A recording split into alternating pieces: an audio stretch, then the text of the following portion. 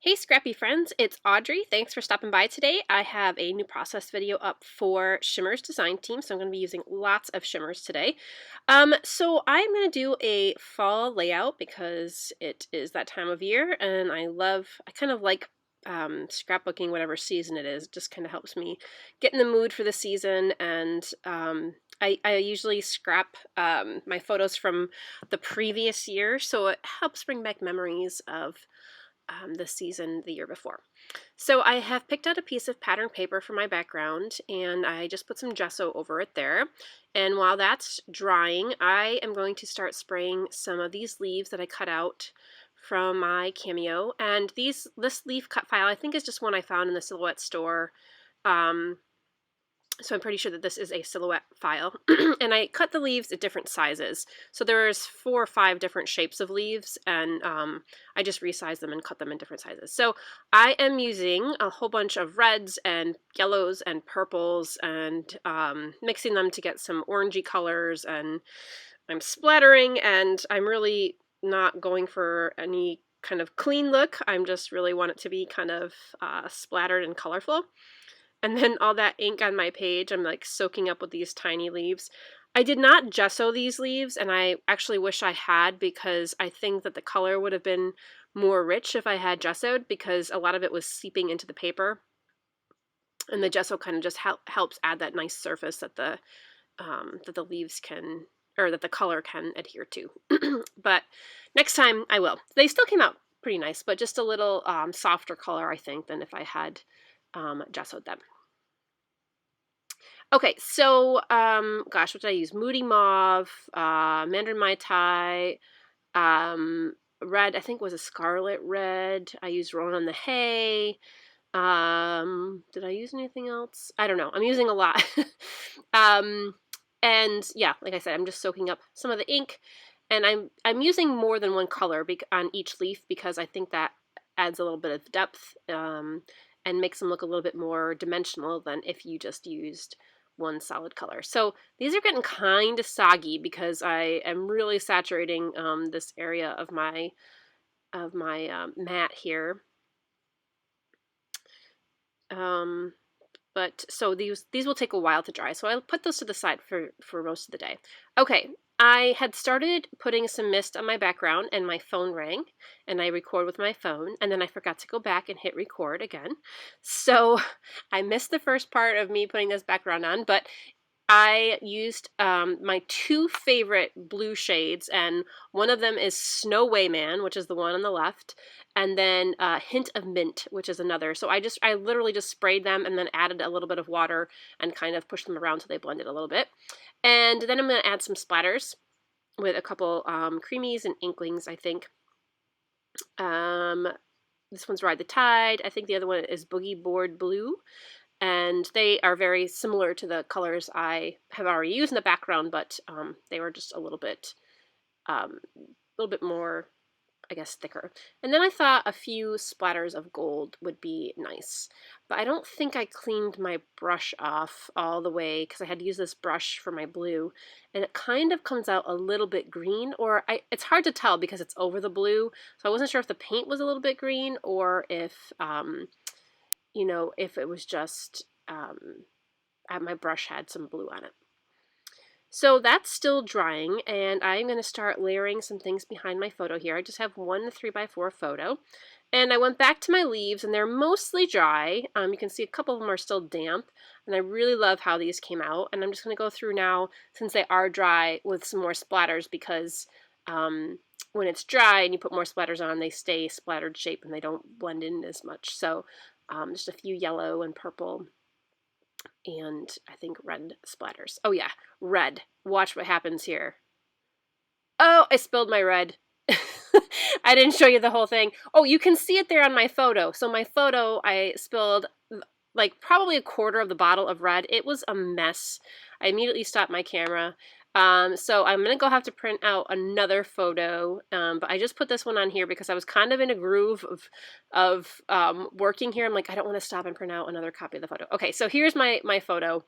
I did print out another copy, And my leaves are dry, well, almost dry. I still have a few splatters on there that are a little bit wet. And I have pulled out some frames from Dear Lizzie collection. I can't remember the name of it, but most of the things I'm using are from a Hip Kit Club kit. And this is like a 2019 kit, I think. So I wanted something to kind of go along with my photo, and that's why I picked the matching frames to kind of pick up on the rectangle shape. And then I'm just going to have clusters of leaves at the top and the bottom. So I'm just playing around right now with shape and color of each leaf because I don't want too many of the same colors next to each other, but I'm also trying not to get the same shapes too close to each other. I do have some overlap, and that's just the way it worked, but it's fine. I like the way it ends up here at the end. Okay, so now I'm going to go in and add some more embellishments, and I am using, again, stickers from Hip Kit Club Kit from last year.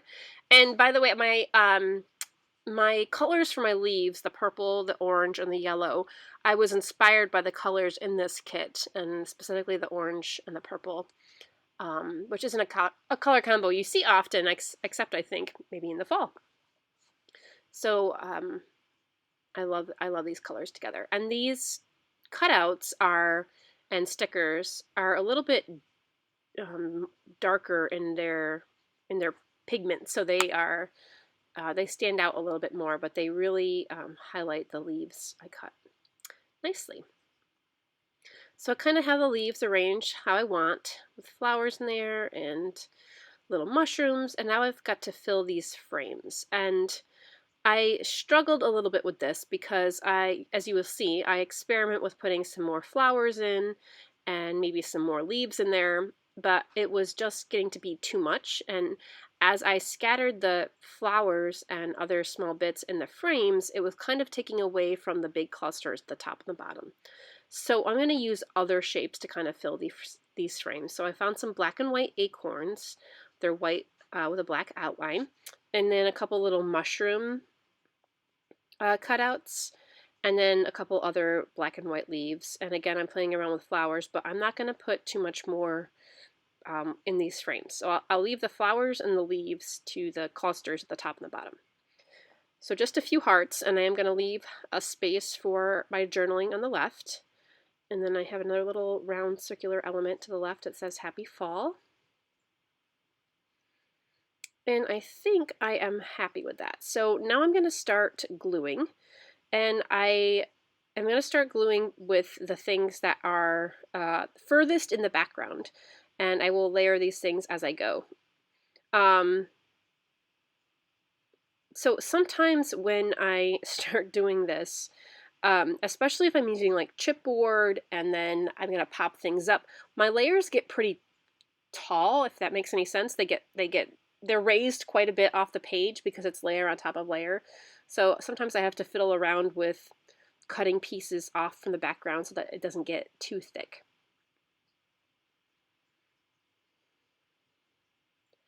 So I'm going to work my way around the page and just add things a little bit at a time. And I don't want to take it all off because I'm really afraid that I won't get it back exactly how I have it. Even though I took a photo of it and I took a video of it, it just wouldn't be the same. So I'm just going to do one little piece at a time. I also find that when I have a background that has been gessoed and has ink or mist over it, that sometimes it takes a little bit longer for my liquid glue to dry. If it's just paper on paper without any gesso or mists, I think it's the gesso specifically, the things seem to stick very, very well. But when I have gesso down, I definitely have to hold my glue in place a little bit longer. So one thing about these leaves is that I had intended to machine stitch down each of the big leaves. And it wasn't until after I had everything glued on that I was like, oh shoot, I forgot to machine stitch those because I thought it would add some really nice texture, and I just love machine stitching and just be a really nice element. So I totally forgot to do that. I'm a little bummed that I forgot that, but I'll make up for it here. I'm just going to add some faux stitching in a little bit. So I've glued all of my leaves down. I'm popping off my elements a little bit more. Okay, that works. And okay, so I don't know if you had noticed, but I got more paint on my second photo, and it was because one of my leaves hadn't dried all the way and it still had a splotch of yellow on it. And I stuck my finger in it and then put my finger on the photo, so there was a yellow blob on my picture. If you probably go back a couple seconds, you'll see it. So I'm like, there is no way I'm printing a third copy of this picture. So I just improvise and I put a label sticker right over it. It's kind of some white space in the photo anyway, so you can't really see it, so it's fine. Okay, so instead of doing my machine stitching, next best thing is faux stitching. So I'm just going to go with my brown pen here and just add in some faux stitching lines. And I went in and added my journaling as well. I threw a few sequins in there just for a little sparkle. I think I only put like 7 or 8 sequins in there. But there you are. You can see all the little details and layers, and oh my gosh, look at those colors. Those Shimmerz colors just match so perfectly. So awesome for fall. And I think that will do it. So thank you so much for stopping by and seeing my fall page and seeing all the lovely Shimmerz products I use. If you buy something from the Shimmerz store, please be sure to drop my name in your order comment for a free prize.